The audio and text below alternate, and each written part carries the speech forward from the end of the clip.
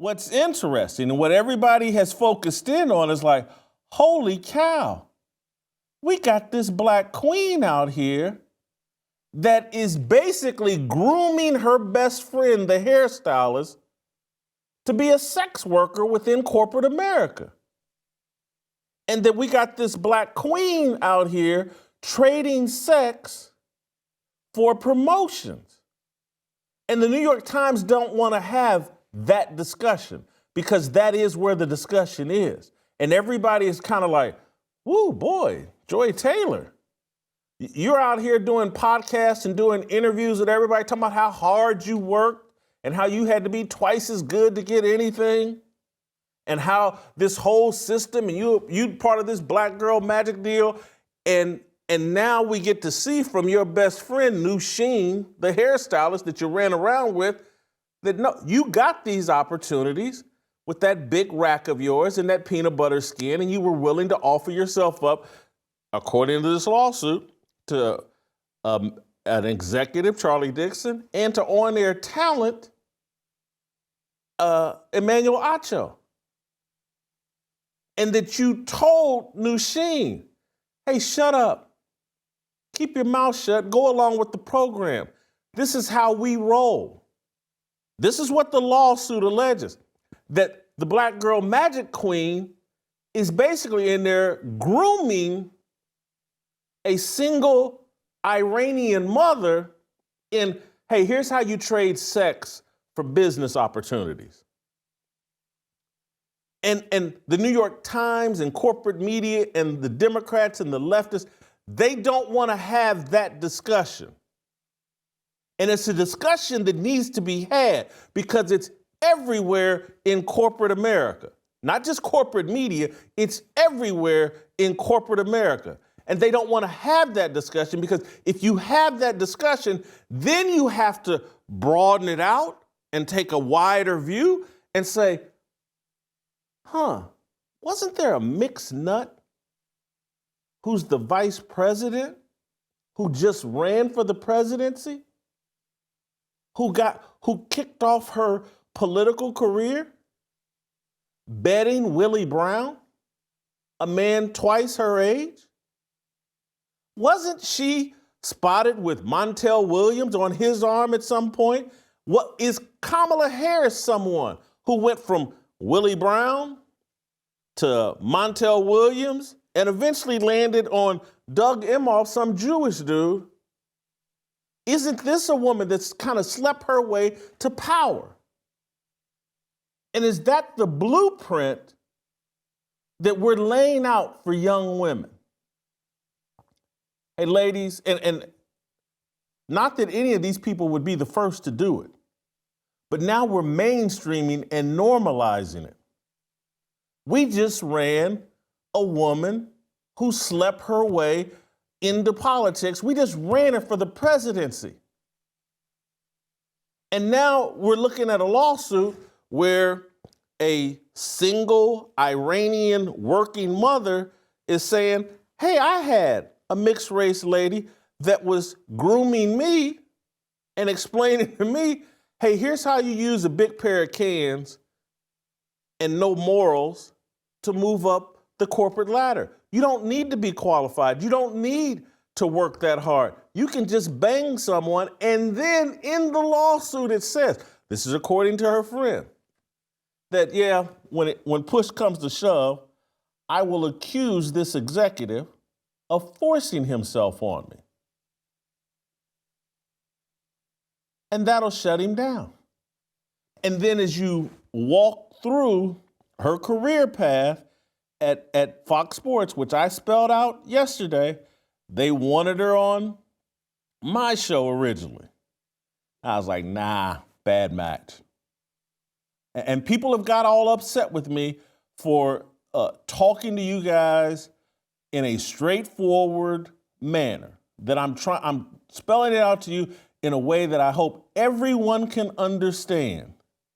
And for those of you that are disappointed with the way that I spelled it out, and particularly if your objection is like, hey, as a Christian, Jason, choose better language.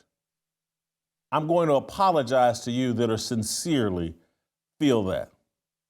But I'm going to double down and stand on it because in this moment, that type of raw commentary is necessary so that the point lands with everybody. I don't think saying that Joy Taylor has a big rack, I don't think that's profane, in my opinion. Maybe I'll listen to the rest of y'all, hit me over email, hit me over Twitter or X, and explain to me how big rack is some sort of over-the-top, inappropriate word. Or big cans is some sort of over-the-top, inappropriate word. Explain that to me, because you're talking to someone who's a recovering profanity-aholic. You're talking to someone who, used to say MF as a term of endearment. And I've corrected a lot of that. And anybody that's watched this show has seen me improve my language tremendously. And so I'm not ready to go there that big cans and a big rack is somehow across the profanity line. I just don't buy it. But maybe some of you all can explain it to me. Back it up with some scripture when you try to explain it to me. Don't just come to me with your opinion. Back it up biblically, and maybe I'll listen. So what did I say? I said big rack, a pair of cans, and peanut butter skin. Someone walked me through how peanut butter skin is some sort of derogatory, inappropriate description of Joy Taylor or any woman. I am not the only man that's attracted or peanut butter skin is attractive to. That's almost a universal opinion. Everybody, who doesn't like a woman with natural peanut butter skin or a woman that sits out in the sun 3 hours a day to get peanut butter skin? Black dudes, white dudes, everybody that I know likes peanut butter skin. I just don't see this as some sort of, oh my God. And I've read or I saw it over social media. I was trending, Jason Whitlock faces backlash for sexist comments and inappropriate comments about Joy Taylor. Joy Taylor, according to my research, as best as I can tell, and I say this in all seriousness, I'm not trying to joke, but she bought them big cans. This isn't something that was given to her and there was nothing she could do about it. She wanted big cans. And if you ever watched her on Fox Sports, she displayed them constantly. She wanted me, you, and everybody else to notice her big cans, her big rack.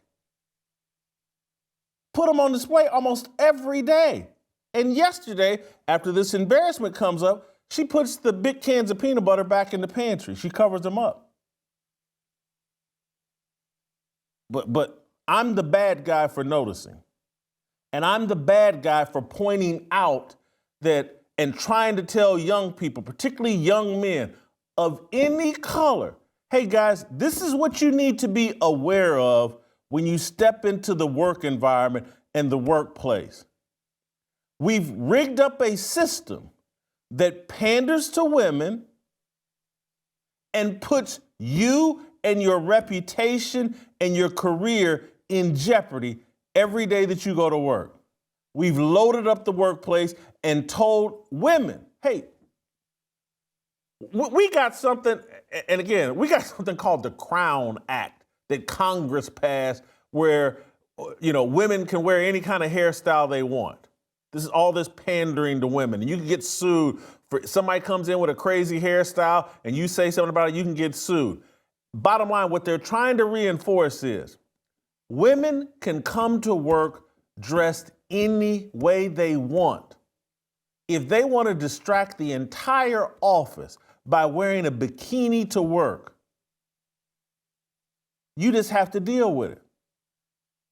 And I'm trying to tell young men, here are the consequences for when Eve walks into the garden and sees you over there.